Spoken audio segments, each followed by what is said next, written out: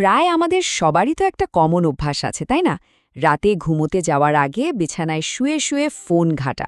ব্যাপারটা দেখতে খুব সাধারণ মনে হলেও এর পেছনে যে কি অবাক করার মতো প্রভাব আছে সেটা জানলে হয়তো চমকে যাবেন। এই অভ্যাসটা শুধু আমাদের ঘুম না, বরং আমাদের ব্রেইন, এমনকি আমাদের ওজনের ওপরও প্রভাব ফেলে। তো চলুন আজকে এই বিষয়টা নিয়েই একটু ভেঙে আলোচনা করা যাক। এই যে স্ক্রিনে দেখছেন আর মাত্র একটা ভিডিও, কথাটা খুব চেনা চেনা লাগছে তাই না? আমাদের বেশিরভাগেরই জীবনে এরকম ঘটনা প্রতি রাতেই ঘটে। এই যে সাধারণ একটা অভ্যাস, এর পেছনের সায়েন্সটা কিন্তু আসলে খুব ইন্টারেস্টিং। যদি এই গল্পটার সাথে নিজের মেল খুঁজে পান, তাহলে জেনে রাখুন আপনার মতো আরও অনেকেই আছেন। আর জানতে অবাক লাগবে, এই ছোট্ট একটা অভ্যাসই কিন্তু আমাদের শরীরে একটা বড় ডমিনো এফেক্ট তৈরি করে। এই যে ডমিনো এফেক্টের কথা বললাম, এর শুরুটা হয় কোথায় জানেন?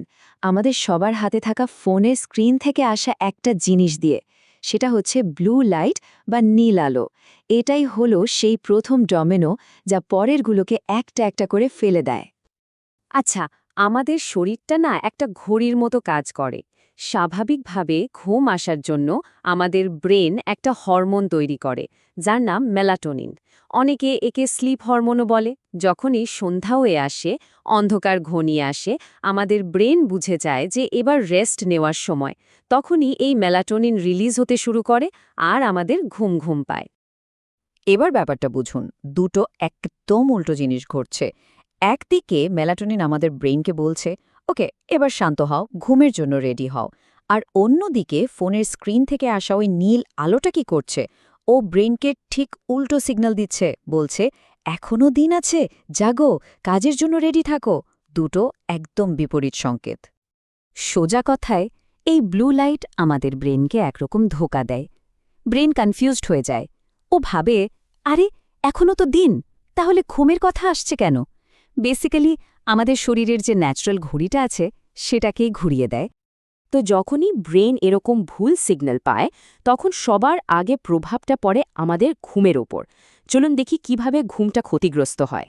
একটা নরওয়েজিয়ান স্টাডিতে কি দেখা গেছে জানেন? খুবই সারপ্রাইজিং একটা ডেটা। বিছানায় শুয়ে প্রতি ১ ঘন্টা ফোন ব্যবহার করার জন্য আমাদের ঘুম থেকে ২৪ মিনিট চলে যাচ্ছে। ২৪ মিনিট! এবার হিসেব করুন, প্রতিদিন যদি এমন হয় তাহলে সপ্তাহে প্রায় ৩ ঘন্টা ঘুম কম হচ্ছে। আর শুধু যে ঘুমের সময় কমে যাচ্ছে তাই নয়, আসল সমস্যাটা হচ্ছে ঘুমের কোয়ালিটি নিয়ে।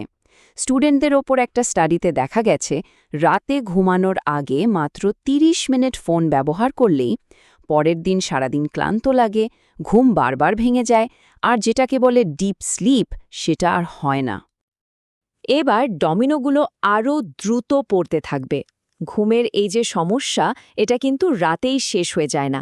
এর এফেক্টটা পুরো পরের দিন ধরে আমাদের ব্রেন আর বডির ওপর চলতে থাকে। পুরো সাইকেলটা তাহলে কী রকম দাঁড়ালো দেখুন। ফার্স্ট স্টেপ, ফোনের ব্লু লাইট মেলাটোনিনকে স্টপ করে দিল। সেকেন্ড স্টেপ, এর ফলে ঘুমের কোয়ালিটি খারাপ হয়ে গেল। থার্ড স্টেপ, ঘুম ঠিকমতো না হওয়ার জন্য পরের দিন মুড খারাপ, কিছু মনে থাকছে না, কাজে মন বসছে না। কিন্তু ব্যাপারটা এখানেও থামে না। ফোর্থ স্টেপ, আমাদের মেটাবলিজম মানে খাবার হজম করার যে প্রসেস, সেটাও স্লো হয়ে যায়। আর এবার আসছি সবচেয়ে বড় ডমিনোতে। এই পুরো সাইকেলের সবচেয়ে ভয়ঙ্কর দিক হচ্ছে এর লং টার্ম এফেক্ট, আর সেটা জড়িত আমাদের ওজন আর ওভারঅল হেলথের সাথে। একটা রিসেন্ট স্মার্ট স্লিপ স্টাডির রেজাল্ট শুনলে হয়তো অবাক হয়ে যাবেন। যারা রেগুলার রাতে ফোন ব্যবহার করেন, তাদের অতিরিক্ত ওজন হওয়ার রিস্ক 51% বেশি, 51%। কেন? কারণ ওই যে ঘুম কম হলে মেটাবলিজম স্লো হয়ে যায়, আর সাথে সাথে আনহেলদি জাঙ্ক ফুড খাওয়ার ইচ্ছেটাও অনেক বেড়ে যায়। শুধু যে ওজন বাড়ছে তা নয়, এই ছোট্ট অভ্যাসটা ধীরে ধীরে একটা বড় রোগে পরিণত হতে পারে, যাকে আমরা বলি ইনসমনিয়া বা অনিদ্রা। আর এর রিস্কটা কত জানেন? প্রায় 59%। আর যদি লং টার্ম ধরে ইনসমনিয়া চলে বা ঘুম ভালো না হয়, তখন কিন্তু heart disease, high blood pressure এবং এমনকি ডায়াবেটিসের মতো বড় বড় সমস্যার ঝুঁকিও অনেক গুণে বেড়ে যায়। তো চলুন পুরো ডোমিনো এফেক্টটা আরেকবার রিক্যাপ করে নিই। প্রথমে ফোনের নীল আলো, সেটা আমাদের ঘুম নষ্ট করল। তারপর ওই খারাপ ঘুম পরের দিন আমাদের ব্রেনকে স্লো করে দিল। আর শেষ পর্যন্ত আমাদের মেটাবলিজমকে ডিসরাপ্ট করে ওজন বাড়িয়ে দিল। দেখলেন তো একটা জিনিস থেকে কত কিছু। কিন্তু ভালো খবর হচ্ছে এই পড়তে থাকা ডমিনোগুলোকে থামানো সম্ভব, আর এর উপায়টাও খুব সহজ কিন্তু খুব পাওয়ারফুল। চলুন সেটাই দেখি। সলিউশনটা কি? খুব সিম্পল। ঘুমানোর সময় ফোনটাকে বিছানা থেকে দূরে রাখা, বরং শোবার ঘরের থেকেই বাইরে রাখা। বিশ্বাস করুন, এই পুরো ডোমিনো এফেক্টকে স্টপ করার সবচেয়ে এফেক্টিভ উপায় হচ্ছে এটাই। তো শেষ পর্যন্ত প্রশ্নটা কিন্তু যার যার নিজের কাছে। একটা ভালো ঘুম, একটা শার্প ব্রেন আর একটা হেলদি বডির জন্যে শুধু এই ছোট্ট একটা পরিবর্তন করা, এটা কি আসলে খুব কঠিন কিছু? ব্যাপারটা একটু ভেবে দেখবেন।